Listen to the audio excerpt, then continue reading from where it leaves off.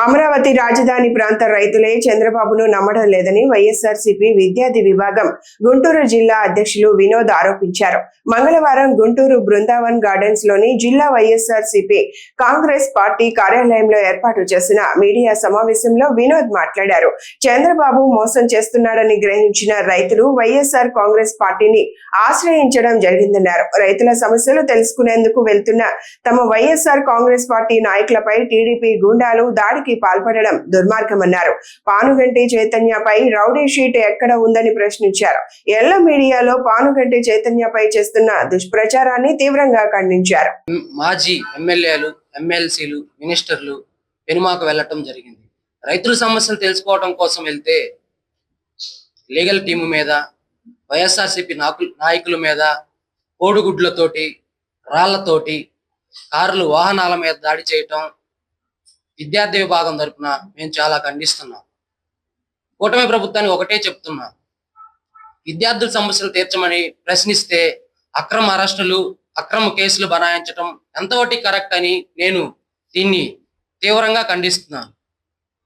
మా రాష్ట్ర వైఎస్ఆర్సీపీ విద్యార్థి అధ్యక్షుడు పానుగంటి చైతన్య గారి మీద అక్రమ కేసులు బనాయించి కుట్రతో కక్ష రాజకీయాలు చేయాలని చెప్పి నారా లోకేష్ టీం మొత్తం దీన్ని చాలా పెద్ద వ్యవహారంలో తీసుకువెళ్ళి నగర బహిష్కరణ చేద్దామని ఎస్సీ ఎస్టీ కేసులు పెట్టి, అల్ట్రాసిటీ ఎస్సీ ఎస్టీ కేసులు పెట్టి దీన్ని చాలా తీవ్రంగా చేసి నగర బహిష్కరణ చేద్దామని చెప్పేసి కూటమి ప్రభుత్వం పాల్పడుతుంది. అమరావతి రాజధాని వైఎస్ఆర్ కాంగ్రెస్ పార్టీ నాయకుల మీద జరిగిన దాడిని విద్యార్థి విభాగం చాలా తీవ్రంగా ఖండిస్తుంది. దాన్ని ఖండిస్తాయి ప్రెస్ మీట్. దాన్ని ఖండించడానికే మేము స్టేట్ వైజ్ గా ఈ ప్రోగ్రామ్ చేయడం జరుగుతుంది. దీని తర్వాత ఎక్స్ట్రా నిరసనలు కూడా చేస్తాము. పానుగంటి చైతన్య మీద రౌడీ షీటర్ చూపిమని వాళ్ళని రౌడీ షీటర్ చైతన్య అని వాళ్ళ ఈ పత్రికలో వేసుకుంటే సరిపోయిందా? లిఖితపూర్వకంగా ఆధారాలు ఉంటాయి కదా డిపార్ట్మెంట్ వాళ్ళ దగ్గర, ఎవరి దగ్గర. ఆ రౌడీ షీట్ అనేది చైతన్య మీద లేదు. అసలు రౌడీ షీట్ అనేది ఎందుకు ఓపెన్ చేస్తారన్న? ఆయన ఏమైనా చేశాడా? స్కూల్ విద్యార్థులు పడుతున్న బాధల గురించి రోడ్లు లేకపోతే రౌడీ షీట్ ఓపెన్ చేస్తారా? ఎప్పుడూ లేదు.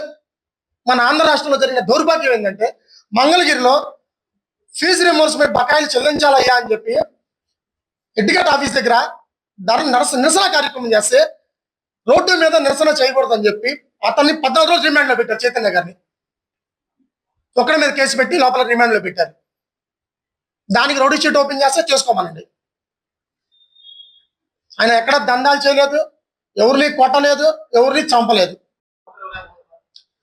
ఆల్రెడీ జరుగుతుంది అది కూడా. ఆ రోజు టీడీపీ ఆఫీస్ మీద దాడి చేసింది రౌడీ షీటర్లు గుండాలి అయితే, మా ఎక్స్ మినిస్టర్ గారి మీద, రాంబాబు గారి మీద దాడి చేసిన వాళ్ళు గంజాదాగి వాళ్ళు రౌడీ షీటర్లు గుండాలి కాదన్న? వాళ్ళకో న్యాయం, మాకో న్యాయం. ఏది గొంతెత్తి ప్రశ్నిస్తే ఏం చేస్తున్నారు? మీరు చెప్పిన రౌడీ షీట్ ఓపెన్ చేస్తున్నారు, లేదా సబ్జెక్టులు వేస్తున్నారు, లేదా కేసులు స్టేషన్లో పెడతారు. ఇవన్నీ ఖండించడానికే మేము ఈరోజు ఈ ప్రెస్ మీట్ పెడతాం.